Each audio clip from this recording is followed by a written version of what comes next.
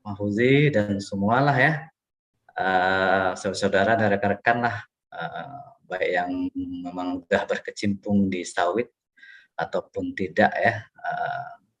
Mudah-mudahlah dengan silaturahmi kita dan diskus kita malam ini, ya kita sharing lah, bisa menyampaikan sedikit hal lah ya tentang, ya kalau saya mungkin background pekerjaannya lebih banyak di pengolahan ya, pabrik kelapa sawit. Ini saya lihat ada juga namanya Ahmad Dayan, saya nggak tahu nih Ahmad Dayan apakah yang pernah satu tim sama saya waktu di Sungai Hadir Kupang. Pak Jo, hadir. Nah, ini yang satu tim ya sama saya. Ya Pak, KPM Pak. Ya, Pak Isafian, sehat kan? Alhamdulillah Pak. Sehat. Ya.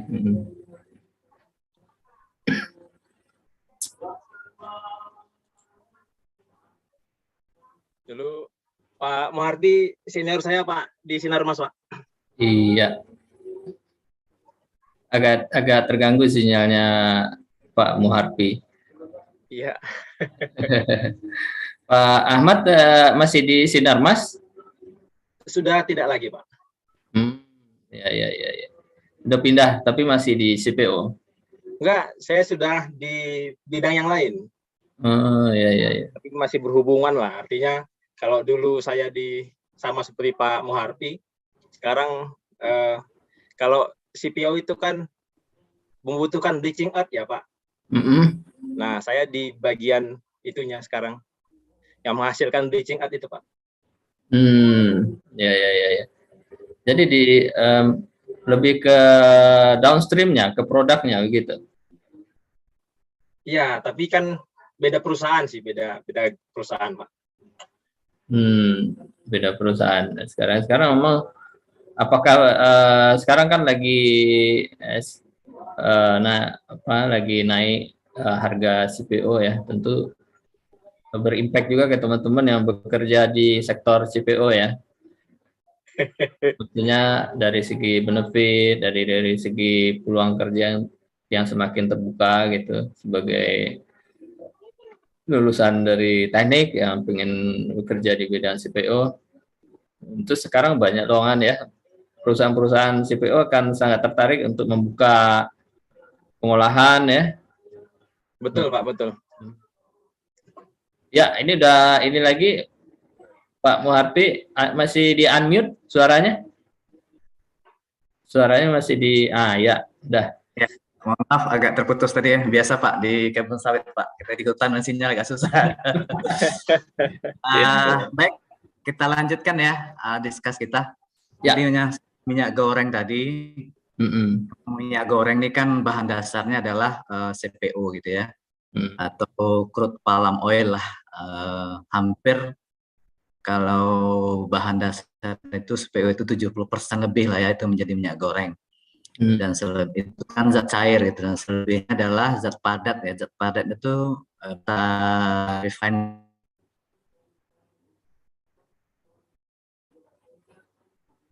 Agak kurang bagus sinyalnya Pak Muhardi.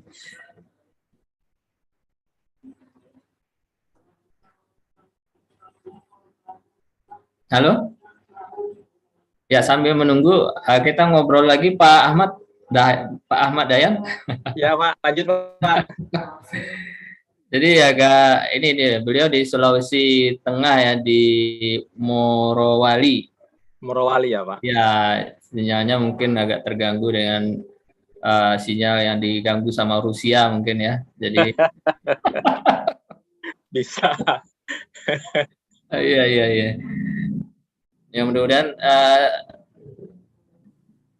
kalau kan peluang kerja di bidang proses kelapa sawit ini memang besar Pak.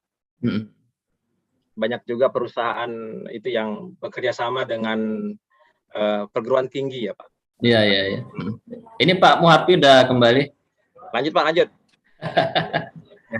Ya. Oke Kanda, Dinda. Ya, jadi cerita minyak goreng tadi kita lanjut Pak ya. Iya. CPO lagi primadona lah menurut saya ya. Dan itu memang kalau kami dari perkebunan kelapa sawit ya mukjizat lah atau berkah lah ya, namanya Ya. hidup nih kan kadang ada naik kadang turun nih. Ini sekarang lagi naiknya kita nggak harapan kita terus gitu Pak. Nah, primadona kenapa dia primadona? Karena memang CPO ini tidak hanya menjadi minyak goreng sekarang itu, tapi CPO pun sudah dikonversikan dan dirubah menjadi untuk fuel ya, bahan bakar ya. Mungkin di Indonesia Ya. ada B10, B100 nih yang di tempat sini di Kalsen ini dikembangkan ke Pak Jokowi. Nah, dan terakhir itu Pak, intinya 100. sendiri bisa jadi ini, jadi bahan bakar pesawat gitu ya, aftur ya. Aftur maka di 2,4 gitu ya istilahnya gitu kan. Nah, termasuk juga untuk ekspor orang udah banyak memanfaatkan itu gitu. Selain makanan juga untuk energi lah. Istilahnya green energy gitu. Nah, dengan perkembangan teknologi sekarang memang harganya semakin bagus di pasaran dunia sana. Nah, jadi kita melihat secara logika saja lah itu kan. Misal gitu kan. Ya, ya, ya. Harga SPO itu 10.000 aja sekilo, mungkin nggak minyak goreng kita jual 7.000 gitu kan.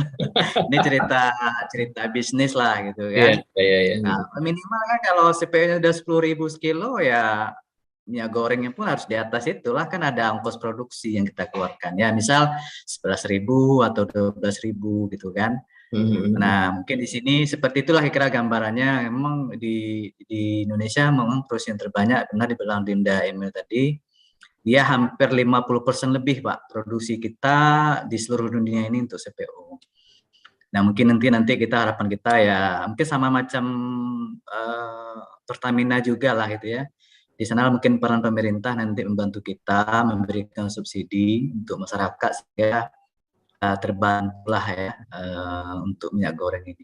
Mungkin sekitar itulah kira-kira gambarannya Dinda.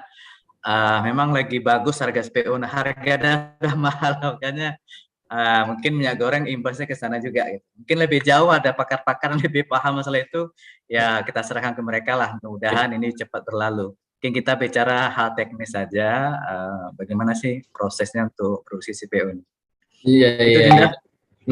Baik, tadi sudah disampaikan bahwa saya CPO itu 70% ya. Sekarang produknya jadi minyak Ya, goreng ya.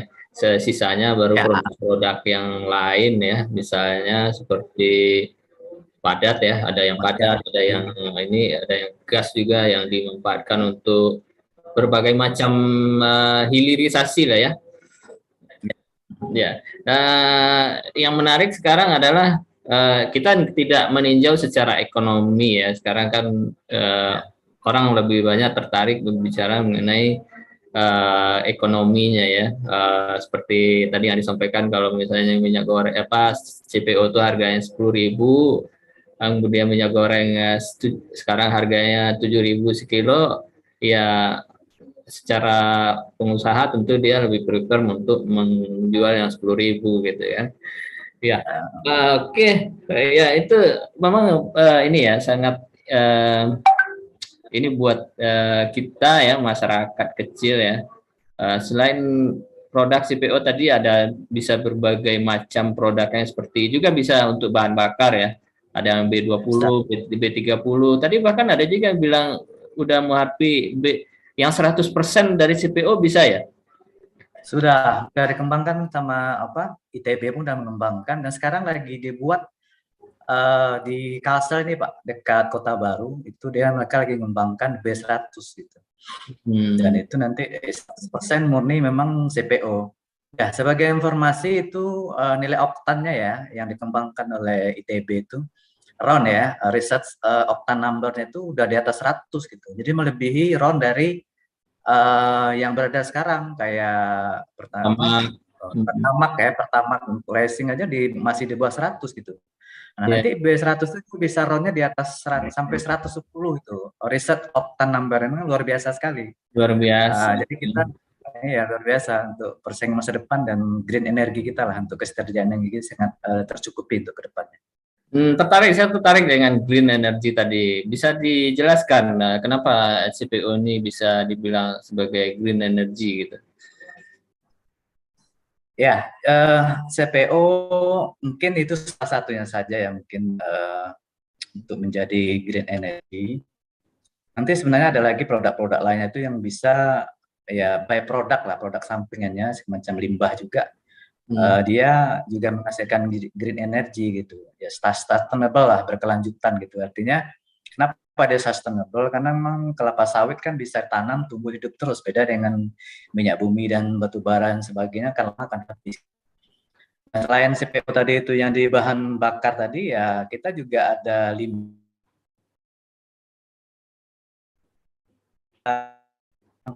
energi gitu, energi berbentuk gas ya. Makanya saya bilang ya, tren sekarang itu bio CNG ya. Bio CNG itu sebenarnya biometan compact natural gas gitu. Memang gasnya itu yang memanfaatkan bisa dipakai untuk bahan bakar boiler juga gitu ya, bisa langsung membangkitkan ke engine gitu. Dan juga ya yang lain-lain lah ya. Nah, terkait gini, mungkin salah satu seperti mungkin Dinda Emil sering kita ini juga ya sampaikan di channel Ethos ini, gas dan segala macam kan termasuk green energy juga itu ya. Jadi dia akan selalu ada gitu, dan dia akan ramah lingkungan juga. Maka dia green ya, green energy itu kan dia ramah lingkungan, sustainable. Dia ramah lingkungan, kemudian berkelanjutan, kemudian juga akan menyediakan tenaga kerja yang cukup banyak dan seterusnya lah itu. Dan itulah namanya green, dia tidak merusak ya, harapan kita dia tidak merusak lingkungan. Iya, sangat menarik sekali dan sangat terbuka peluang buat para insinyur Indonesia untuk berkiprah di dunia sawit ini ya, sawit dan dia tidak hanya minyak goreng saja produknya, ternyata produknya juga energi gitu kan. Di energi kita Indonesia harus sustainable ya.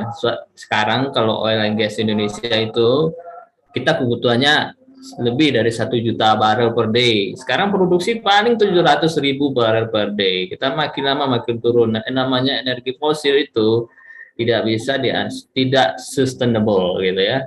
Nah, jadi kita harus menjaga ketahanan energi kita gitu ya. Sementara misalnya energi lain, energi baru dan terbarukan, misalnya kayak geothermal, dia secara ekonomis harganya juga belum ekonomis ya, belum relatif lebih mahal ya harga per KW-nya ya.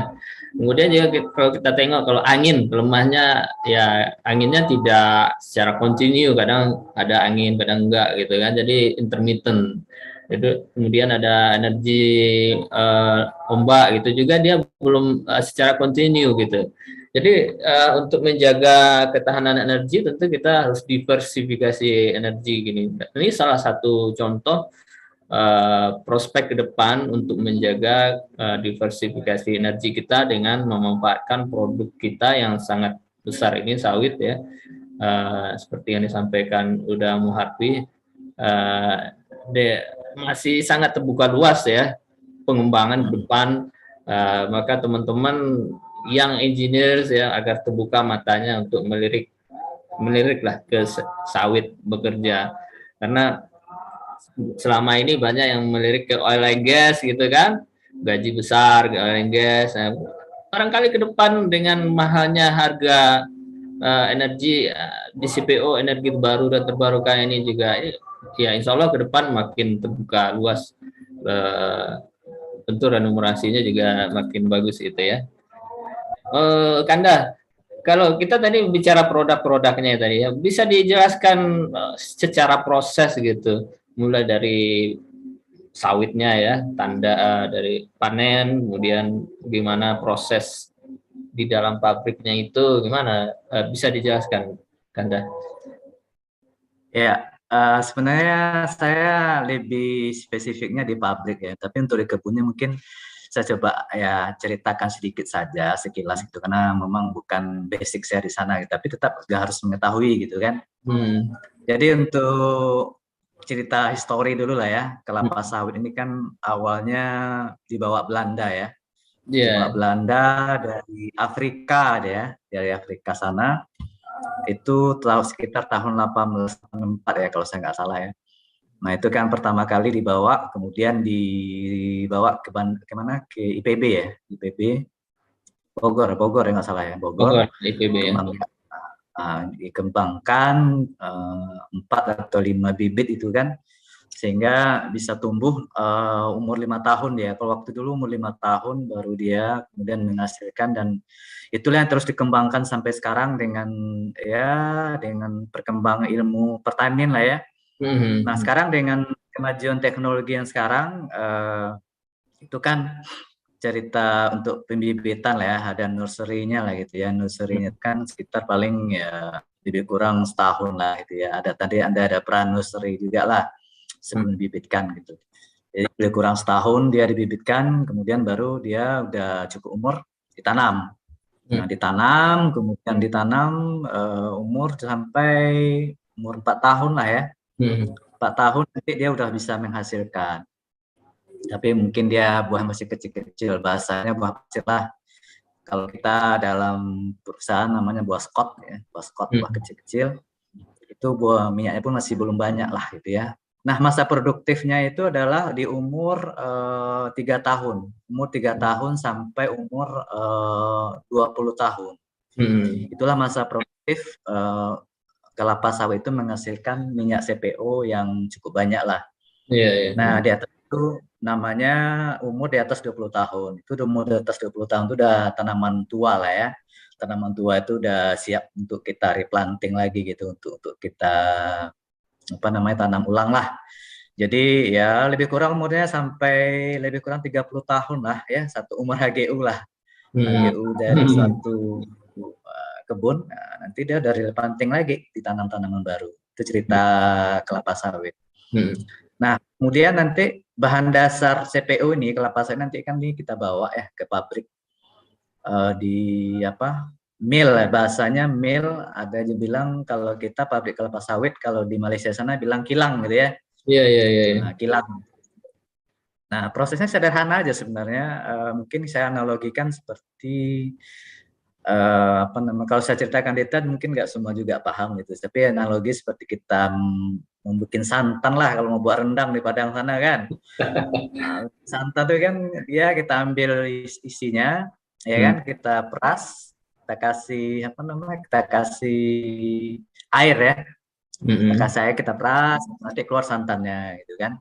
Nah, santan itulah nanti kita aduk-aduk atau bikin rendang, nanti ada nampak minyaknya muncul itu kan, dipanasi. Nah, sawit lebih kurang seperti itu juga analoginya, cuman prosesnya mungkin agak panjang lah gitu ya. Mulai dari nanti di sawit di pabrik itu kita rebus dulu dia, ya, sterilizer itu mensterilkan.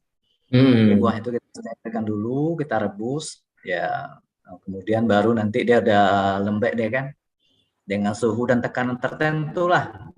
Kemudian nanti ada alat untuk memisahkannya. Itu kan sawit itu terdiri dari ada berondolannya, ada tandannya gitu ya. Mungkin tahap pertama kita memisahkan berondolan dulu dengan tandannya gitu. Itu kalau di kelapa sawit namanya tracing gitu. Pisahkanlah itu berondolannya itu. Nah, terpisah dia dan tandanya terbuang. Kemudian berondolan ini kita press lagi. Nah, berondolan ini ya secara singkat mungkin saya jelaskan bagian-bagiannya itu ada ini kan. Ada 3 bagian sih, bagian luar. Kalau bahasa ininya mesokraf. Yang buahnya itu ya, buah sawitnya itu. Ya, berondolan, bahasanya berondolan gitu yang berondolan. Kecil. Berondolan. Nah, itu ada 3 bagian ya, bagian luar mesokraf atau bagian serabutnya. Di tengah-tengah itu macam tempurung, ya macam kelapa lah, ada tempurung kan. Nah, kemudian tengahnya udah inti. Nah, kalau kelapa kan dia di tengahnya itu kosong gitu. Kalau ini dia full dia intinya. Oh gitu. Full ya. Jadi 2 itu sebenarnya kita manfaatkan, bagian luar dan intinya. Kan tempurung kita pakai nanti untuk bahan bakar boiler. Nah, bagian luar itu yang pertama kita proses dulu, kita peras. Kita press dia namanya kan. Serabut tadi itu. Serabut itu kita press dia kan. Dia keluar minyaknya keluar, itulah kita campur sama air karena proses pengolahnya pakai air panas. Tadi kan kering tuh, itu kita nanti itu jadi bahan bakar boiler. Jadi bahan bakar boiler itu ada 2. Yang pertama itu fiber itu ya, atau serabutnya itu, kemudian yang kedua adalah cangkang. Nah, itulah untuk memberikan power kita di pabrik kelapa sawit. Kemudian di sana nanti kita proses panjang prosesnya jadi minyak CPO ya. Jadi 2 produk kita sebenarnya pabrik kelapa sawit ini. Yang pertama itu namanya CPO gitu ya, cair ya, cairan liquid, itu palm oil. Dan satu lagi yang kedua adalah kernel atau inti tadi itu. Kernel itu masih belum kita olah lagi, nanti dia akan dikirim lagi kita olah. Itu ada minyaknya, itu lebih mahal minyaknya. Iya. Kernel itu. Nah, itulah yang nanti minyak kernel itu yang kita jadikan sebagai bahan bakar pesawat atau aftur yang sekarang lagi berkembang, aftur J2,4. Nah, berapa? J2 berapa?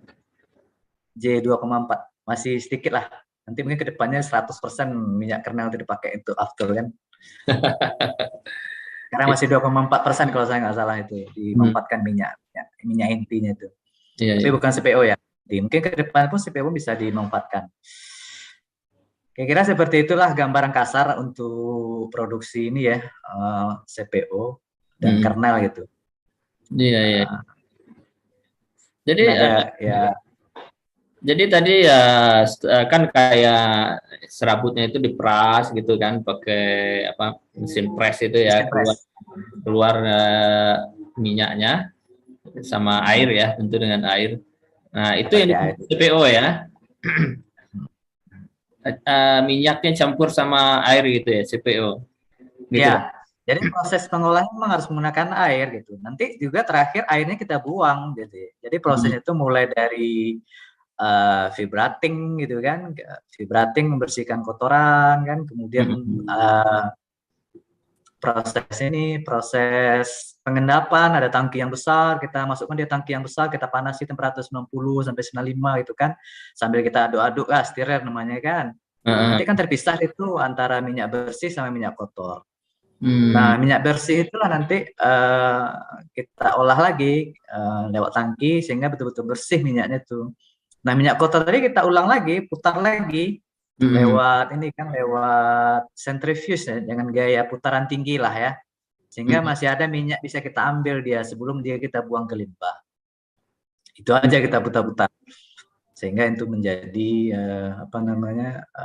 CPO nantinya. Kira seperti itu. Jadi ada proses diputar juga ya, putar terus dapat minyak. Proses diputar itu kan putaran tinggi tuh 1.500 kan PRPM. Itu sebenarnya untuk mengurangi losses saja gitu, mengurangi losses saja di minyak kotornya itu sebelum kita buang ke limbah. Kalau enggak nanti limbahnya terlalu banyak minyak itu kan rugi kita kan. Produksinya minyaknya masih bisa kita ambil sekitar 10 sampai 15% gitu kan. Kita balikkan lagi ke tangki yang besar tadi. Seperti itu. Iya, ini lumayan rumit ya, rumit juga nih kayaknya prosesnya CPO ini. Ada diperas, kemudian dipisahkan minyak yang bersih sama yang kotor, pakai sentrifugal, terus nanti ya dibersihkan lagi, terus processing lagi gitu. Dipanasin pakai sampai temperatur 95 derajat nih.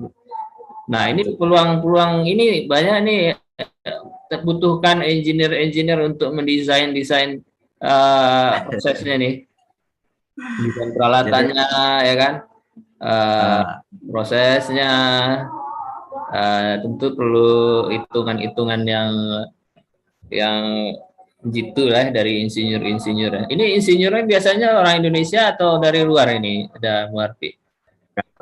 Kalau sawit ini kan pabriknya sederhana aja Pak, teknologinya tidak secanggih kayak macam pabrik semen gitu kan, dan ya yang lain-lain lah gitu kan. Dia masih pabriknya tuh ya masih membutuhkan manusia yang banyak gitu kan. Sebagian teknologi terbaru memang udah mulai mengurangi karena masalah cost tadi kan. Orang kita kalau nggak ada costnya tinggi buat apa gitu kan, profit oriented itu tetap gitu. Tapi teknologinya Dinda tidak secanggih ya. Yang menurut saya sih kalau dibilang canggih pun ya paling boiler sama turbinnya saja lah gitu ya untuk power plant-nya. Sementara yang lain ya masih teknologi ya sederhana lah menurut saya, tidak serumit yang ya pabrik yang lain lah. Macam refinery ya. Kalau refinery memang agak rumit, agak canggih Pak, karena dia sistemnya udah auto dia kan. Kalau ini tidak, banyak manual dia sistem. CPO ini flammable nggak Pak udah Muharti? Flammable, apakah mudah terbakar atau bagaimana? Flammable, tapi titik cairnya mungkin titik ininya tidak terlalu tidak agak tinggi lah dia. Dia flammable saat dia sudah kondisi beku biasanya, artinya sudah mulai ada gas gitu yang terbentuk, gas metan gitu di atas. Tapi kalau dia sesaat aja, misalnya kita ngelas jatuh gitu, nggak langsung terbakar, nggak gitu ya. Selama dia masih kondisi panas ya, tapi kalau udah dingin, udah mulai ada gas metannya, dia udah cepat kayak terbakarnya gitu. Tidak, jadi flammable-nya ada, cuman masih rendah lah, tidak terlalu tinggi dia. Iya. Jadi di CPO ini pabriknya itu minyaknya bisa dimanfaatkan, CPO-nya, kemudian cangkangnya cangkang dan serabutnya dipakai untuk boiler ya, boiler untuk memanaskan untuk untuk energi produksi CPO itu sendiri, dan juga untuk kebutuhan internal listrik ya, energi. Kemudian kalau misalnya ada ekses kelebihan produksi listrik bisa dijual juga ke PLN gitu ya. Ya, betul. Nah, dengan tadi cerita power plant lah ya, sebenarnya menarik juga cerita power plant di pabrik kelapa sawit ini gitu. Karena dibilang tadi green, dia sustainable, berkelanjutan. Jadi 2 power plant itu ada pembangkit pertama dari 2 bahan bakar tadi ya, cangkang sama serabut. Juga limbah tadi itu juga jadi pembangkit nanti gitu. Yang saya bilang bisa kita jual ke PLN atau bisa juga kita pakai untuk membangkitkan boiler gitu. Udah ada teknologinya dikembangkan sekarang. Jadi nanti kalau itu dari pakai misalnya yang limbah tadi lah ya, metan kita pakai ke boiler, otomatis kan cangkang atau fiber lah. Kalau fiber mungkin orang belum terlalu banyak peminatnya, ya kan? Tapi cangkang kan banyak orang peminatnya kan. Cangkang itu atau sel ya, itu kan nilai profitnya tinggi, besar gitu. 500 perak aja lah, anggap sekilo gitu kan, kali sekian persen kan. Jadi orang jualnya bukan hanya CPO, cangkang pun jadi nilai rupiahnya ada, nilai ekonomis gitu. Jadi memang seperti itu. Jadi banyak ya, tidak ada yang terbuang lah gitu ya, untuk nggak ada yang terbuang ya. Manfaat, juta manfaat. Dari akar sampai ini semua bermanfaat, nggak ada yang terbuang. Iya luar biasa CPO ini ya. Kalau kita di PLTU, pembangkit listrik tenaga uap yang bahan bakar batu bara, itu ada fly ash kan, fly ash, bottom ash. Nah itu ada eksesnya itu ya. Itu sekarang dulunya itu dianggap limbah, tapi sekarang itu juga dimanfaatkan untuk campuran semen atau untuk jalan ya, dicampur gitu. Cuma memang dia memang energi fosil ya, jadi ada lingkungannya yang selalu jadi isu gitu. Jadi kalau di boiler kita ini kan sama lah, kita pakai uap ya, pembangkit listrik tenaga uap juga kita kan, kita pakai uap. Bahan bakar tadi kan fiber dan cangkang. Itu nanti dia di as hoppernya itu, as hopper kan banyak abu terbentuk ya. Nah abu itu nanti buku nggak kita buang, itu bukan limbah, dia kita pakai, itu ada karbonnya masih, kita bisa pakai untuk pupuk di kebun. Jadi itu tadi kita istilah terbuang tuh nggak juga. Untuk pupuk sawit. Ya, sawit. Pakai. Masih dimanfaatkan dia, jadi nggak ada yang terbuang lah. Semua kita pakai, termasuk yang kosongnya gitu kan, dipakai juga di kebun. Termasuk limbah itu sebenarnya kalau nggak jadi gas metan pun jadi pupuk juga, semua jadi pupuk. Luar biasa ya, saya baru ngeh juga nih, semua nih bisa dimanfaatkan ya. Tapi kenapa ya orang Eropa itu selalu tentang sawit ini ya? Ya karena di impact ekonomi buat Indonesia memang sangat luar biasa. Ini menjadi ketahanan ekonomi Indonesia. Tapi mereka tidak suka dengan hutan diganti dengan sawit ya itu Ya, itu urusannya inilah ya, pemerintah dan ini ya untuk mengatur ya. Bisnis kompetitor. Iya, iya, iya, iya, iya. Jadi ini apa? Kembali ke topik ya teknologi CPO ini, Dah ya. Dalam kira-kira kita nih sebagai saya misalnya sebagai mahasiswa atau fresh graduate ya. Kira-kira apa saja yang perlu saya desain ya? Saya kalau misalnya pengen terjun di dunia CPO pengolahan seperti Kanda Muharpi, kira-kira desain-desain apa aja yang perlu saya ketahui lah, saya kuasai. Ya, seperti yang saya bilang tadi ya kan, tidak ada sih yang terlalu canggih ya di pabrik kelapa sawit atau palm oil mill lah itu. Ya artinya ya semua yang kita pelajari ya, kayak saya kan basic saya mechanical engineer lah ya. Nah, itu semua mulai dari ilmu metalurginya gitu kan, ilmu konversi energinya gitu kan, kemudian apa lagi konstruksi itu terpakai semua gitu. Jadi ya dipelajari ya semua itu akan berguna nanti saat kita sudah bekerja gitu. Makanya pahami gitu, paham yang penting itu, paham yang penting terhadap apa yang kita pelajari. Itu semua ada gunanya karena ini kan menyangkut desain, semua ada di sana nanti di pabrik kelapa sawit walaupun sederhana, dia ada mekanikalnya, ada elektrikalnya gitu ya. Mendekar kita juga akan tahu tentang bahan ya, struktur bahan, kekuatan bahan. Kemudian kalau kita mendesain kan, anggaplah misalnya kita mengganti suatu shaft ya, shaft conveyor ya. Kalau bahasa hampir sama aja lah, conveyor, elevator semua itu kan kita ada memanfaatkan shaft juga gitu kan. Kita harus tahu shaft itu kekuatannya berapa gitu kan, pakai jenis bahannya apa gitu kan. Nggak mungkin kita dia kekuatan lemah kita pakai nanti dia patah gitu kan. Iya, iya. Nah, termasuk di elektrikal juga seperti itu. Mungkin kalau elektrikalnya lebih banyak ke arus kuat ya, elektro kita ya belajar segitiga daya gitu kan. Nah, itu kuasai betul itu. Terus tahu nanti itu di sana ada kita belajar tuh tentang ya power pembangkit semua kan, untuk listriknya semua. Masuk elektromotor, generator, alternator semua itu ya kuasai saja. Itu semua terpakai. Ya, walaupun tidak secanggih di pabrik semen lah gitu. Iya, iya, iya, iya, iya. Intinya mesti dikuasai lah bidang kita ya. Misalnya kayak kekuatan material ya, itu perlu kita pahami. Pengelasan. Terus juga terpakai semua. Apalagi tadi ada energi ya, konversi energi ya, udah Muharpi.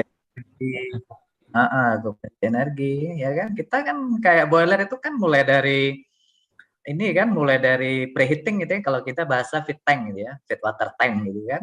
Preheating, nanti ada deaerator gitu kan, panasi lagi, biar udara yang keluar nggak masuk ke boiler kan, nanti baru boiler.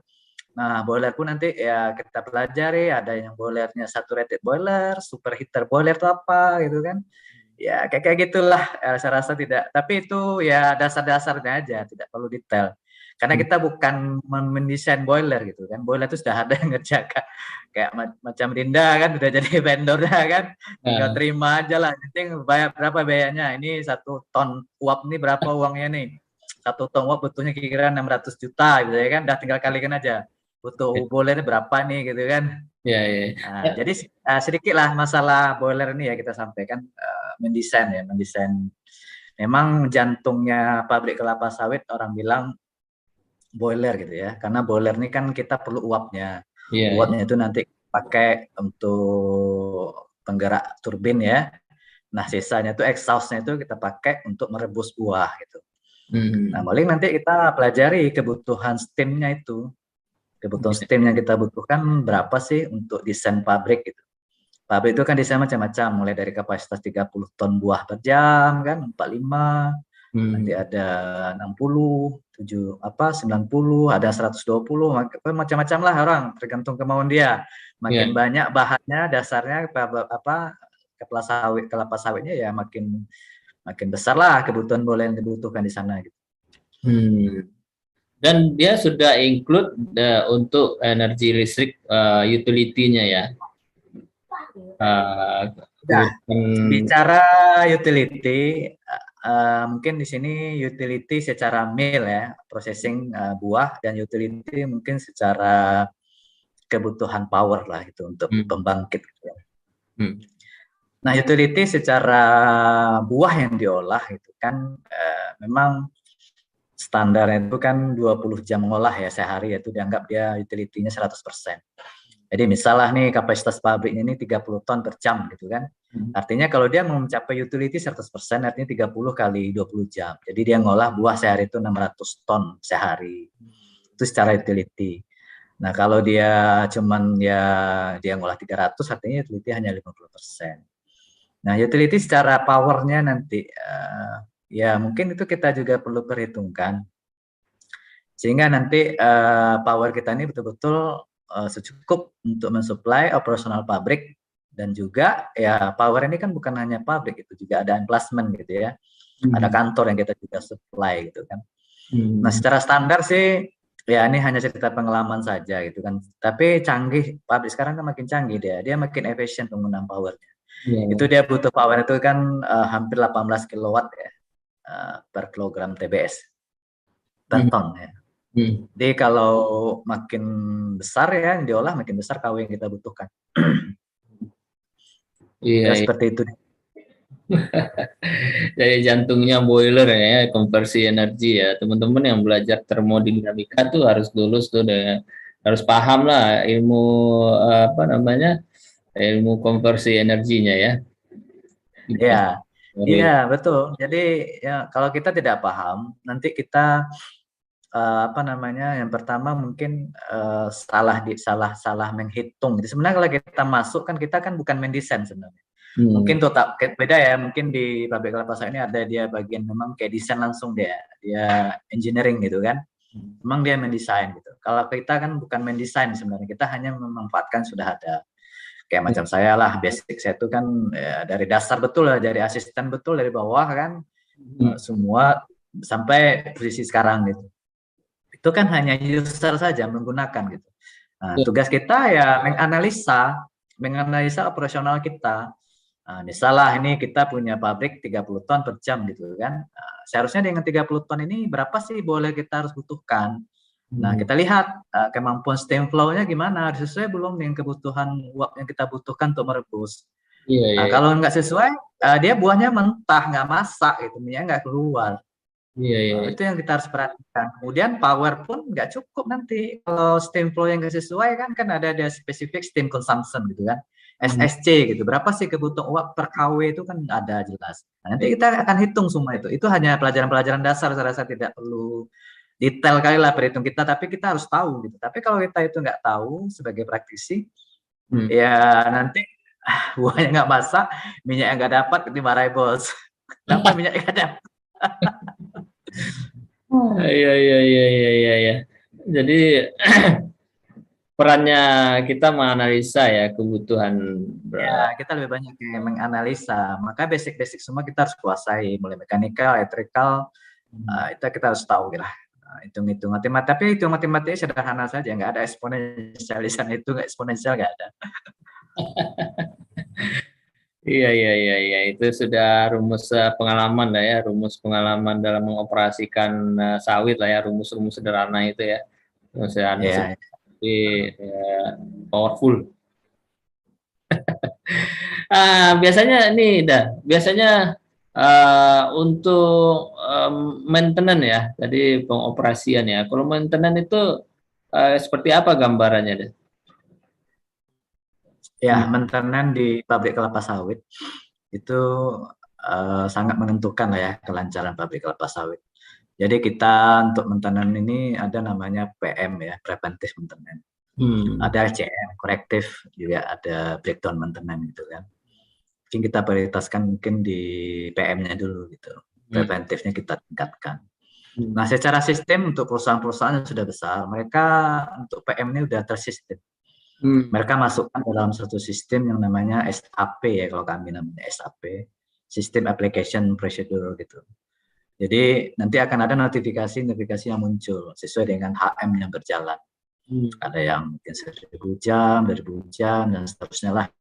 Jadi saat jamnya udah masuk, dia akan otomatis muncul. mungkin dia akan reminding lah ya, remind dia mungkin sekian 800 udah mulai remind ya, ini mau mendekati nih masuk ganti gitu. Ya mungkin kita arahnya mulai ke sana gitu, ke PM gitu ya. Karena selama ini orang kelapa sawit dia mau cari untung sebesar-besarnya, dia kadang nggak peduli gitu. Jadi lebih banyak mereka terjadi itu adalah breakdown maintenance. Dan ini tidak boleh gitu. Mereka tidak perhitungkan kerugian produksi di saat shutdown gitu kan.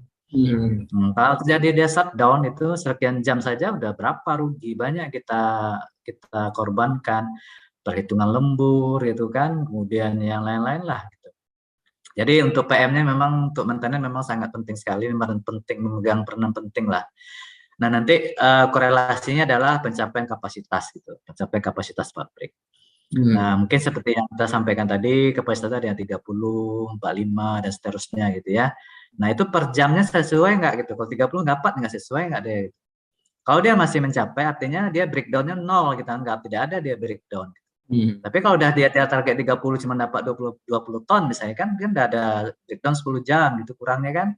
Nah, itu mungkin ya PM-nya nggak berjalan gitu. Lebih banyak dia breakdown maintenance lah, dia tunggu rusak dulu gitu kan, baru dia perbaikan. Nah, seperti itulah. Memang preventif sangat berperan penting di sini untuk operasional ya di mana-mana lah semua pabrik itu ya, sangat penting sekali. Iya, contohnya kalau 1000 mesin hour apa biasanya yang di preventive maintenance? 1000 itu ada satu stasiun namanya kami stasiun press gitu ya. Dan screw dia macam worm screw juga. Itu kan ya standar sih 1000 jam gitu kan. Nanti itu harus kita ganti 1000 jam ganti. Kemudian nanti ada press check-nya. Press check itu untuk saringannya. Kan nanti conveyor itu dilapis lagi sama saringan kan press check namanya kan. Press check itu 2 kalinya. Jadi dua kali ganti worm screw itu dia sekali ganti press check itu 2000 jam. Nah, ada lagi nanti yang lain-lain juga ada. Nah, termasuk juga kami kan ada juga genset ya untuk penggerak awal gitu kan. Ya sama lah kalau genset kan standar sama aja, penggantian oli mungkin 250 jam gitu kan. Penggantian filter gitu kan, penggantian saringan udara mungkin 10.000. Dan lain-lain lah termasuk kompresor, oli kompresor misalnya kan. Nah, kemudian oli secara umum untuk gearbox yang slow ini lah ya, slow speed. Ya kita mungkin sekali setahun saja, mungkin 5.000 jam ya kita anggaplah, atau ya kita ambil secara waktu atau secara HM, bisa lah salah satu kita pakai yang mana gitu. Mungkin kalau itu HM nggak sesuai lah, kadang buahnya sedikit gitu kan, buah sedikit, olah sedikit, ya otomatis kan tidak bisa kita pakai HM base, terpaksa kita pakai time base gitu. Kalau time base artinya mungkin ini kayak low speed semua, gearbox kita ganti sekali setahun cukup. Termasuk juga mungkin penggantian bearing lah, bearing motor semua ya, beda dengan bearing alternator ya, turbin itu khusus dia jamnya. Itu ya sama, 1 tahun ganti, 1 tahun ganti gitu. Gak ada cerita mau rusak mau nggak ganti gitu, jangan tunggu dia pas jalan rusak ganti, itu rugi kita kan. Secara produksi kita rugi, nanti costnya nggak dapat, bonus hilang nanti. Bonus hilang ya kalau nggak tercapai target. Profitnya nggak ada. Tapi sekarang kan profit terus lah ya. Amin, amin. Tanya Pak Dayat nanti, dia banyak bonusnya tuh. Masih kalah sama Bapak, Pak. Sesuai jam terbang, umur juga. Iya. Ini ya bicara maintenance tentu tipikal lah ya, ada baik itu CPO maupun power plant ataupun oil and gas ya. Saya kira kalau untuk yang mesin-mesin saya kira kayak ganti filter gitu kan, ganti gasket, ganti bearing itu udah normatif ya, maksudnya udah sesuai dengan mesin hour aja ya. Semua normatif ya. Jangan sampai ada unplanned shutdown, apa istilahnya? Unplanned shutdown. Itu nggak boleh. Kalau plan shutdown boleh. Ya. Apa yang biasanya pernah terjadi nggak unplanned shutdown itu, atau gimana biasanya? Pernah, sering terjadi. Untuk pabrik kelapa sawit yang maintenance-nya lemah lah itu ya, yang dari awal dia pernah nggak buat monitoring ya, itu akan sering terjadi ada unplanned shutdown. Misal ya turbin lah ya, turbin karena dia nggak pernah servis gitu kan, kita ada service rutin namanya, annual service gitu ya, annual service dan mid-year service. Nah, itu kan ada pengecekan suhu turbin gitu kan, apakah turbinnya suhunya bagus atau tidak gitu. Kalau proses dari boilernya nggak bagus kan, water treatmentnya nggak benar gitu kan, nanti kan akan terjadi apa namanya, suhu-suhunya tuh menebal, dia macam tebal, keraknya kan banyak itu kan di sana itu. Nah itu kan kalau dia ini terjadi unbalance ya kan, unbalance dia shutdown, banyak macam lah terjadi, patah segala macam gitu kan, atau lepas dia apanya itu sudu-sudunya itu, terjadilah unplanned shutdown, itu salah satu. Nah bisa juga di boiler sendiri, karena kita nggak pernah melakukan PM, pengecekan, termasuk inspeksi ya, inspeksi boiler masuk ke dalam drum gitu kan, bersama inilah tim atau vendor water treatment gitu kan, ya sering juga pipanya tiba-tiba pecah, bocor gitu ya. Itu salah satu unplanned shutdown. Nah, itu kalau boiler, tahulah boiler ya, panasnya minta ampun tuh dalam itu kan, masuk dapur pipa itu panas sekali. Waktu yang lama kita untuk mendinginkan aja mungkin 1 harian gitu, kita sirkulasi dulu dengan air kan, sampai dia dingin, kita kipasi terus dia, mungkin seharian lah minimal itu kan, baru kita bisa masuk gitu. Nah, itu salah satu mungkin unplanned shutdown. Nah, contohnya mungkin ya ada semacam satu mesin namanya CBC ya, cake breaker conveyor gitu kan. Ya patah, misalnya patah di shaftnya gitu kan. Shaftnya itu mungkin ya sebenarnya HM-nya itu nggak standar juga sih, HM-nya berapa, tapi tiba-tiba karena ada satu benda asing, bisa juga gitu ya, ada satu benda asing mengganjal, kita nggak tahu, dia terjadilah unplanned shutdown. Bisa juga seperti itu. Iya, memang perlu diperhatikan maintenance-nya ya. Kelihatannya yang sangat kritikal ini di pengolahan sawit ini power plant sama boiler ini. Kalau boilernya cubingnya pecah, otomatis shutdown ya, nggak bisa produksi ya. Ini. Very very urgent. Boiler is very urgent. Boiler is my heart. Ya untuk boiler sendiri, kalau ya kita mesti ngerti juga boiler itu ya, mendinginkannya nggak bisa cepat-cepat ya. Kalau nggak dia materialnya akan getas ya. Nah, boiler namanya material dari temperatur furnace-nya itu bisa di atas 1000 ya. Temperatur uapnya bisa 500 derajat. Nah, kita siram sama air dingin, nanti quenching materialnya di rontok semua gitu ya. Jadi perlu rontok semua. Nggak boleh. Perlu pengetahuan material. Jadi butuh ya pengetahuan metalurgi lah gitu kan. Ya teman-teman ini metalurgi ini sangat diperlukan ya di CPO processing ini untuk pengetahuan yang seperti itu, jangan sampai keliru ya. Iya. Iya. Kemudian mau ini dah CPO ini kalau dari segi tantangannya dalam bekerja ya, gimana tantangan yang terberat nih? Tantangan bekerja ini gimana maksudnya nih? Atau tantangan dalam proses CPO mungkin ya? Iya. Ya ada beberapa literatur saya baca gitu ya. Dalam proses CPO ini tidak semudah yang dibayangkan. Aspek-aspek yang kita perhatikan gitu ya. Seperti yang tadi pernah dibahas juga tadi sama Dinda gitu ya, masalah black campaign tadi ya, kampanye gelap lah, kampanye hitam oleh kompetitor kita dari luar sana yang mengatakan sawit kita nggak benar, merusak hutan, merusak lingkungan, itu salah satu lah. Ya itu namanya ya black campaign lah, yang dibahasakan kampanye hitam lah dari luar sana untuk kita. Karena kita luar biasa nih untuk menghasilkan CPO terbesar di dunia. Kemudian yang kedua adalah mungkin tantangannya itu adalah penerapan prinsip tadi itu, sustainability itu yang berkelanjutan tadi. Belum semua sih yang coba menerapkan sustainability ini. Iya. Jadi sustainability berkelanjutan ini bukan tidak sederhana bahasanya itu sustainability gitu. Banyak aspek yang kita perhatikan sana. Mulai dari pekerjaannya, safety-nya, lingkungannya, segala macam lah. Nah, itu apalagi sekarang apa namanya di Amerika sana kan sempat ada inilah ya, ditolak lah gitu kan, CPO kan, salah satu dari di beberapa negara gitu kan. Kan dianggap kita mempekerjakan orang itu tidak manusiawi gitu. Itulah salah satu dari sustainable-nya ke sana nanti. Nah, kemudian masalah pengupahan, masalah sex harassment atau pelecehan seksual gitu ya. Masalah safety, tahulah orang Indonesia kan paling malas pakai safety, Pak. Maka orang luar suruh Indonesia pakai safety, orang Indonesia itu pasti malas itu. Nah, banyak masalah temuan nanti jadi safety. Pakai helm berat katanya kan, pakai sepatu berat, ini berat gitu. Nah, tahulah kita itu masalah safety, orang kita paling malas.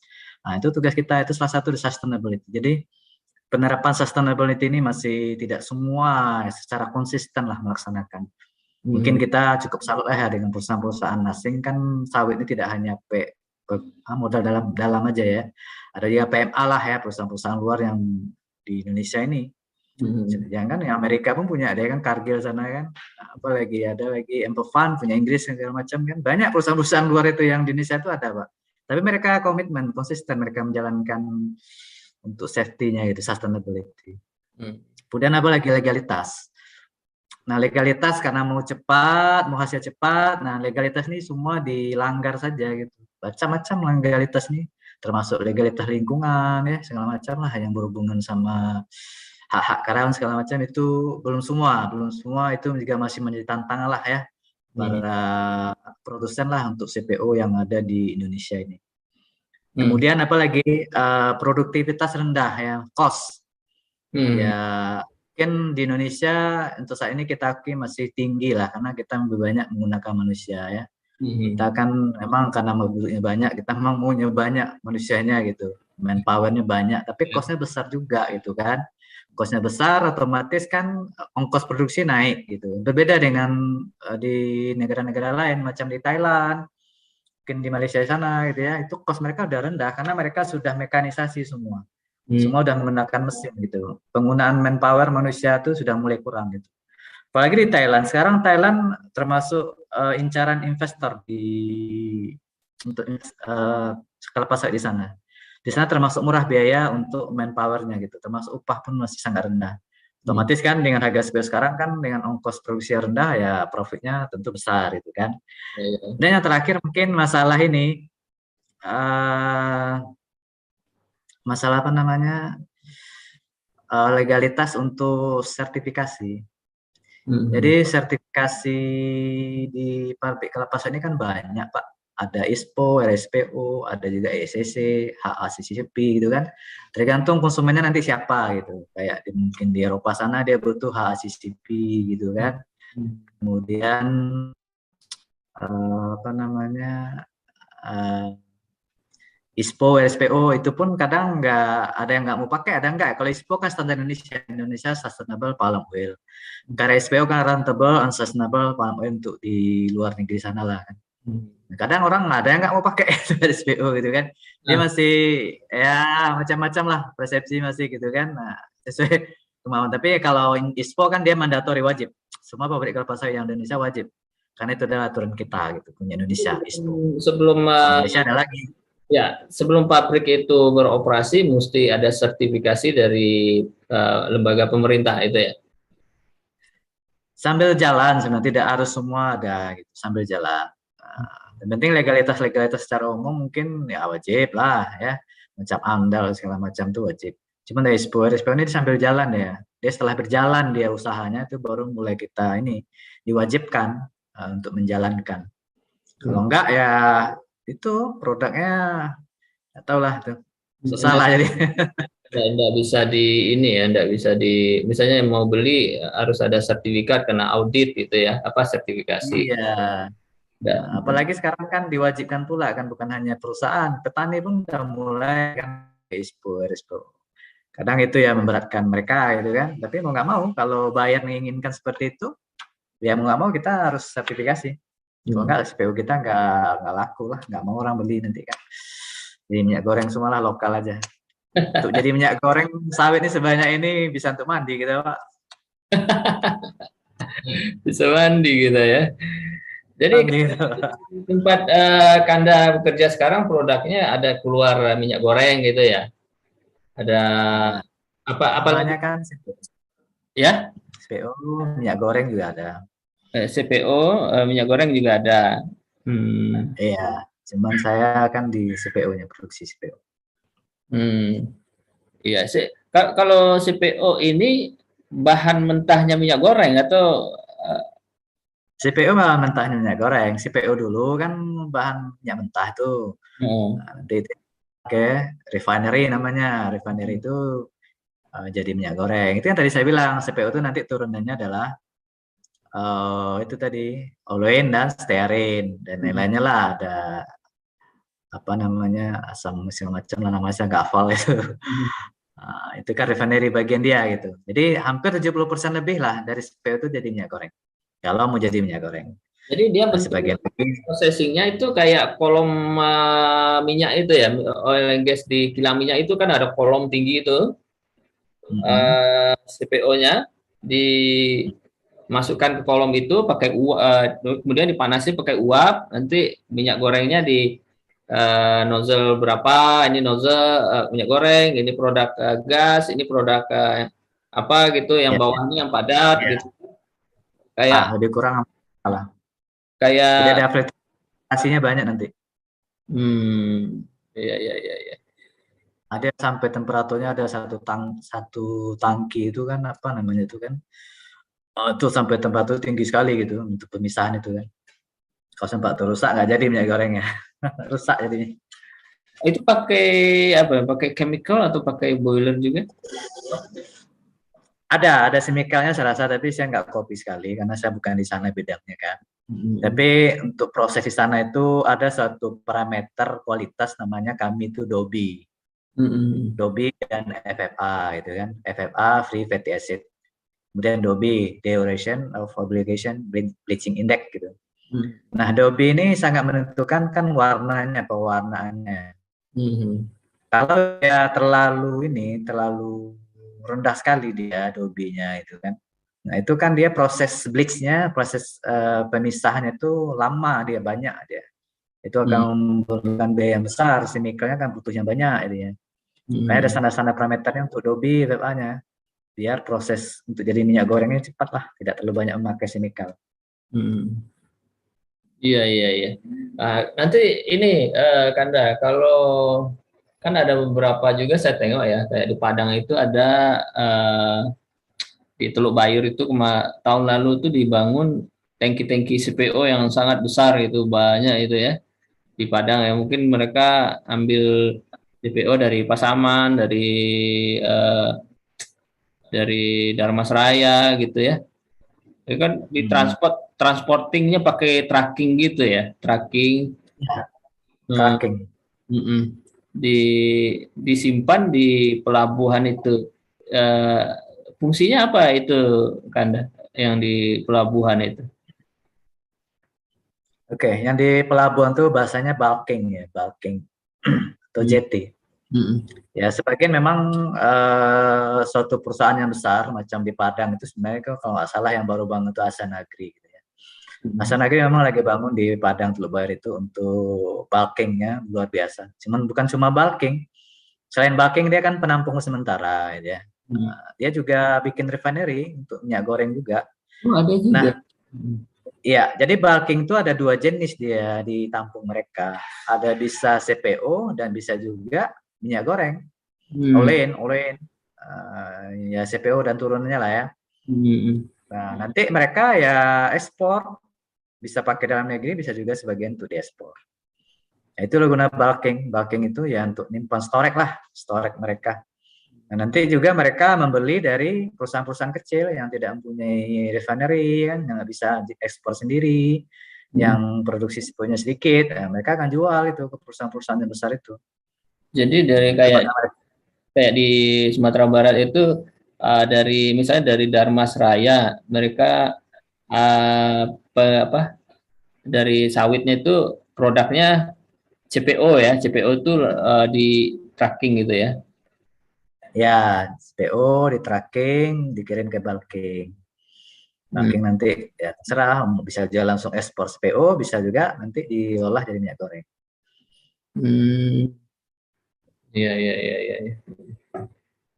Saya pikir tadinya di bulking itu ada produksi, mereka memproduksi terus to ekspor gitu ya. Ternyata untuk dikirim ke kapal gitu ya, dari bulking itu dikirim ke kapal untuk ekspor gitu, gitu ya. Jadi kalau dibangun pabrik minyak goreng itu kalau di Padang butuh investasi yang besar juga berarti ya, kayak di tempat Damu Harvey. Iyalah, butuh investasi yang besar, butuh lahan gitu kan. Besar, tapi saya nggak tahu investasi berapa refinery. Kayak refine kan, refinery kan, macam di Pertamina kan ada juga refine-nya kan. Kalau di Indonesia banyak yang ini punya refinery itu. Oh banyak, perusahaan sawit aja banyak di Indonesia. Ya maksudnya yang bisa mengolah jadi produk-produk yang jadi gitu. Tadi kan kebanyakan CPO itu diekspor ya, diolah di luar negeri ya. Untuk di Indonesia sendiri untuk kebutuhan jadi produk olah jadi ya, banyak gitu ya. Banyak. Di Sumatera tuh paling banyak itu. Di sini aja ada berapa refinery ini yang punya kayak ya perusahaan Musimas itu ya. Itu di sana ada refinery. Banyak lah. Kalau di Padang tuh saya lihat ada Inca Siraya ya yang besar di sana ya. Oh, Inka Siraya Dulu minyak goreng juga ya. iya, Inca Siraya kan dulu 2 nggak salah refinery, sekarang tinggal 1 itu nggak salah. Kemudian nggak tahu Wilmar kayaknya juga ada kayaknya itu Wilmar kemudian itu Wilmar ada Asiana Agri lah yang sedang bangun sekarang. Di Palembang pun banyak, hampir semua ini ada dari Pekanbaru dikirim ke ini kan ke Dumai ya. Iya. Di Palembang juga ada gitu. Palembang ada juga itu. Wilmar paling besar juga tuh di Palembang. Jadi ini untuk ke depan nih Mas, dengan kondisi seperti ini akan banyak membangun lah ya, butuh insinyur banyak lah ya bangun ini dah. Tetap butuh, mungkin banyaknya di turunannya mungkin banyak ya kayak kebutuhan untuk biodiesel ini kan, ya, itu butuh manpower banyak lah kita di sana. Mungkin arahnya ke sana nanti kita. Tapi kalau di pabrik kelapa sawit juga butuh. Mungkin untuk basic ya, untuk mungkin ya adik-adik yang fresh ya, fresh duit gitu kan. Iya, Ya biodiesel dikasih banyak, tapi minyak goreng nggak ada, gimana ini? ada something wrong lah kita paham juga. Aduh, aduh. Ini kalau nggak makan gorengan kurang gimana gitu kan? Kurang nikmat ya. Nggak bisa bikin dendeng batoko nanti kan? Tendang watoko. Dendeng batoko kan, batoko nggak bisa bikin gitu kan? Ya, harga minyak goreng naik. Ya, sekarang aja nasi Padang di sini dulunya waktu saya datang 21.000, sekarang udah 23.000. Gara-gara minyak goreng naik. Naik terus ya. Iya. Aduh, ini nggak terasa kita udah lebih 1 jam ngobrol nih, Kanda. Iya kan Indah, terlalu asik ya. Jadi ini peluang Itu sangat menarik. masih sangat terbuka ya, saya. Iya siap. Sangat terbuka lebar, apalagi sekarang harga seperti ini, komoditas udah naik, tentu lapangan ke proyek-proyek pengembangan tentu akan makin besar, investasi akan sangat akan mengalir lebih banyak, sehingga dibutuhkan insinyur-insinyur muda dan pengalaman untuk membangun fasilitas-fasilitas yang diperlukan. Iya. Iya. Ya, tapi pesan untuk adik-adik yang engineer muda lah, untuk fresh lah ya. Ya, jangan cengeng jadi orang gitu. Kita harus kuat gitu. kuat dengan diri kita dulu. Iya, iya. Ya, kalau dengan diri kita harus siap menghadapi semua. Ya, dalam kerja sama aja sih, yang nama pressure tetap ada. Dan jauh di mana-mana tetap ada. Itulah tantangan challenge untuk diri kita gitu kan, untuk maju. Jangan kita cengeng gitu. Kita masuk nengok sawit aja udah takut, di mana ini gitu ya kan. Dulu mungkin orang takut, sekarang udah banyak orang berlomba-lomba masuk pabrik sawit nih. Sawit ini kan sekarang bukan hanya di hutan-hutan gitu, udah banyak dekat-dekat kota pabriknya ya. Kayak saya aja di sini kan udah dekat bandara, cuma nggak sampai 30 menit nyampe ke bandara gitu kan, dekat aja gitu. Dan kota-kota pun udah banyak dekat kota. Nah, khusus pabriknya lah ya, pabriknya apalagi kan dia lebih banyak cenderung di dekat-dekat ya kota lah banyak gitu. Kalau dulu mungkin orang takut di mana ini, katanya tentang jin buang anak, macam-macam lah bahasa dia gitu kan. Nah, sebenarnya tidak gitu. Nah, dan saingannya sekarang ketat gitu, yang umum lah ya, macam universitas umum saingnya berat. Kenapa? Karena memang udah ada sekolah khusus sekarang untuk sawit ini. Udah banyak dibuka gitu. Memang mereka dikhususkan di kader khusus ke sawit gitu, dan siap pakai. Jadi kalau yang lulusan fresh graduate yang umum ya, kalau nggak kuat-kuat ya mungkin berat juga gitu. Maka harus kuat-kuat lah, harus tahan banting lah, ya kan? Harus tahan. Nanti bisa pakai. Penting ya. Ini pengalaman udah Muharpi sendiri nih kan, yang diceritakan harus tahan banting ya. Kalau nggak tahan banting mungkin terpental juga keluar ya. Sekarang udah bisa jadi manajer ya, udah lama jadi manajer ya. Ya, sangat itu kan ya, udah Muharpi di sawit nih. Ya. Tapi ya untuk fresh dan sama yang berpengalaman lah ya, yang sudah bekerja juga lah itu kan. Ya mungkin Dinda Emil mungkin ya sama lah. Ya ada behind lah, the woman behind lah gitu kan kita. Atau Rasulullah itu Khadijahnya Rasulullah lah gitu kan. Nah itu yang paling penting juga gitu. Karena dia harus ikut kemana-mana dia. Itulah yang mensupport kalau saya pribadi lah ya, istri itu Khadijah, my Khadijah itulah yang everywhere anytime with me lah. Nah, itu yang mungkin ya salah satu lah untuk support lah saya kan untuk kerja ya. Tapi kalau lajang lain cerita, kalau lajang gitu kan. Ini yang udah berkeluarga lah. Bisa bawa, bisa gitu. Tapi ada orang sebagian memang senang deh melajang gitu kan. Jadi kayak cerita Ainun Habibi nih, saya ingat nih, udah Muharpi nih. Kemana-mana. Oh iya nih. Terus ya kan. Sampai ke Jerman sana ada bawa ya. Terus ya. Jadi pesan-pesan udah Muharpi, Kanda Muharpi ini sangat perlu diperhatikan oleh junior engineer, calon-calon engineers Indonesia untuk masa depan. Jangan kita ini udah terlena dengan COVID selama 2 tahun, udah banyak rebahan di rumah ya. Jadi bangkit gitu. Ya. Harus tahan di lapangan untuk membangun. Dan saya optimis engineer kita lebih baik. Saya optimis. Oke. Cuma tinggal confident lagi. Oke, saya rasa cukup. Udah Muharpi di sana sudah jam 10:04 saya kira ya. Maaf mengganggu. Siap. Saya aja di sini. Tapi nggak terganggu kan waktu. Senang nih, kan udah weekend, udah ujung minggu nih, udah senang. Waktu-waktu agak santai gitu ya.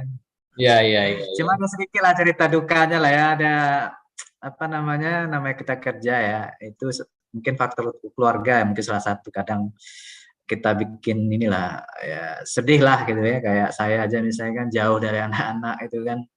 Tapi alhamdulillah mereka mandiri, kita ajar mandiri mereka ya, kita ajar mandiri.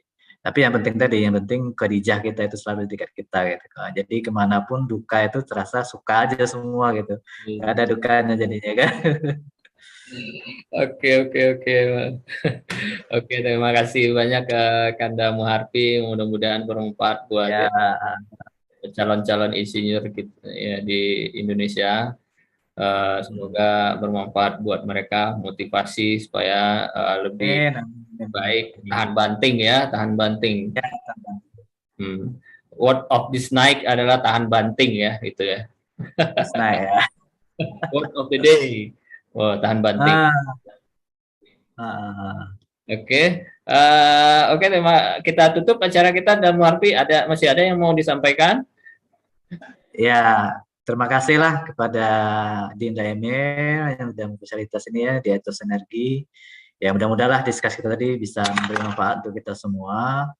Dan ya mudah-mudahan Indonesia bisa bangkit dan kita bisa melewati masa COVID ini secepat mungkin.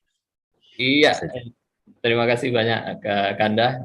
Mudah-mudahan bermanfaat. Sama, iya. Ya, kita tutup acara kita malam ini dengan salam Ethos Energi. Assalamualaikum warahmatullahi wabarakatuh. Waalaikumsalam warahmatullahi wabarakatuh.